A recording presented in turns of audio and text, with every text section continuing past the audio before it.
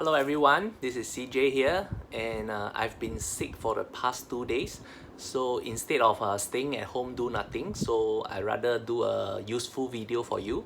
And recently I seen in the chat group that there's a lot of enquiries regarding to the CPF usage, which last month on the 10th of May there was an introduction of the regulation, and a lot of people are still unclear, uncertain, unsure, and maybe after they read the article they are still not able to capture the essence of what is it regarding or how it's going to be the impact to the buyers. So this short little video, right, that I'm doing is purely for this purpose, and I urge that you can continue to look at this video and see how it can help you if you're still unsure about this. So first of all, we must first understand that Singapore properties, basically we have about 1 million and above for HDB. So 7% of them has already crossed the 40 years age, which means they are older than 40 years old, and about a good 28% is between 30 to 40 years old. So all in all, 1/3 of Singapore HDB are already, in terms of decaying lease, right, has already crossed the 30 to 40 years benchmark. So because of that, right, the usage of CPF will definitely be affected for the matured estate in terms of Singapore's HDB market. So the utilization of CPF is basically using a formula. Now there's a few ways to derive this formula. So let's be very clear, this is utilization of CPF for those properties that are affected. Okay, so the age of the youngest buyer using the CPF, okay, has to be a total of 95 when they add to the balance lease of the property.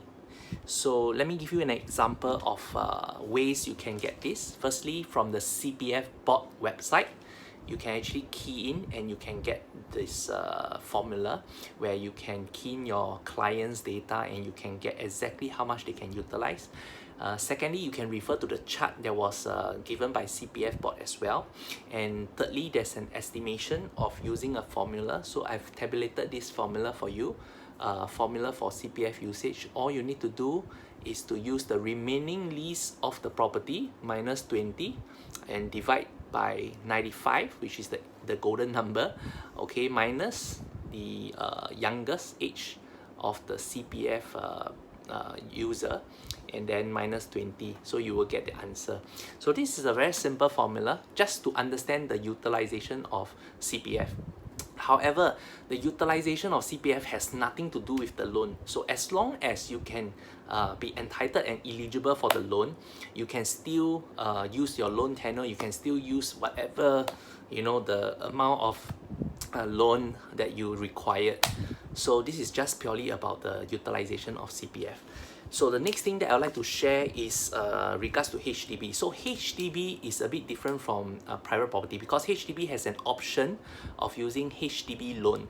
Now if you are aware that HDB loan is 25 years loan tenure, and it's a maximum of 90%, okay, so LTV 90%, whereas private property is 75%. So let us take this example here in terms of the HDB.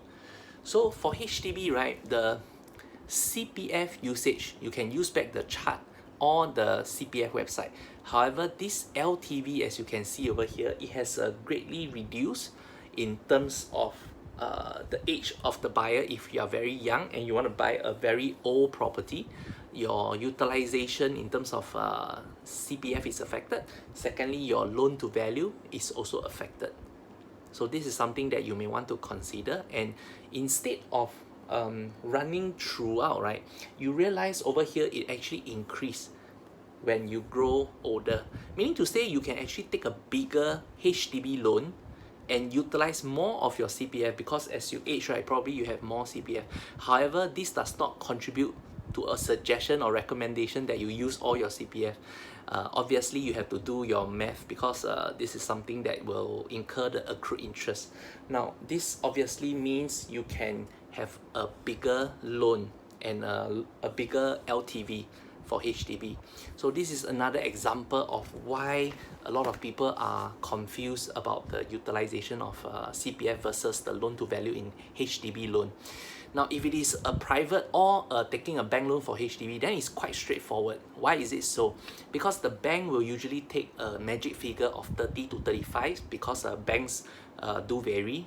If I'm not wrong, UOB is about 35 years for balance lease, and OCBC and DBS is about 30 years. So because of that, right, they will use whatever the remaining lease of your property. Meaning to say, if let's say your property remaining lease is 50 years old, okay, and this 50 years old less the 30 years if I'm taking an OCBC loan, right? So I only can take a loan up to 20 years loan tenure. So this is how it goes, okay? And of course, I'm going to give you a simple example of old HDB terrace, those landed HDB. If you can recall, this is one of the oldest HDB that was around, okay? And it was completed in the 1960s. So in the 1960s, I wasn't even born. So obviously this HDB is much older than I do. And this HDB right now is close to 60 years. So let's just give it a very simple analogy of 60 years. So using 60 years, if I'm a 25 years old, okay, 25 years old, as you can see, I can only take 36% LTV. And if I'm 45 years old, I can actually take up to 60% LTV for this 60 years old property, which means the balance lease is about 40 over years. So this is a conclusion of whether or not you can utilize the loan based on HDB loan, or you prefer to use the bank loan, because the bank loan can still go for the full amount as long as you fulfill the 30 plus whatever remaining lease. So that's the